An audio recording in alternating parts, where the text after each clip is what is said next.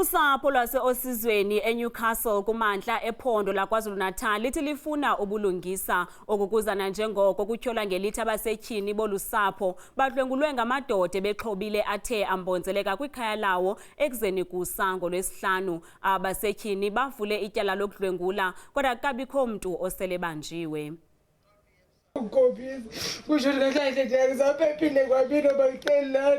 Lo mndeni usakhungathekile. Lamalungu omndeni athi ngezikhathi zasentathakusa ngolwesihlanu baphaphama sekukhona ke abalisa ababehlome bezingovolo bengaphakathi endlini yabo.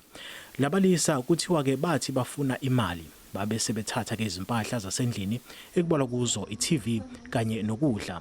Laba besifazane bathi emva kwalokho babezitshela ukuthi sekuphelile kanti cha. Wangihlubula ingubo wangidonsa wasangivula amathanga wangikhomba ngomese.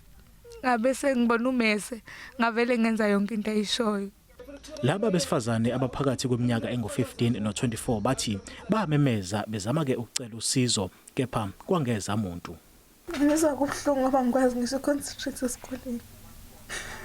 Ngikuze ngaphathekile kahle ngoba nalo muze ehlele ukuwakusibona wethu sigadisiwe.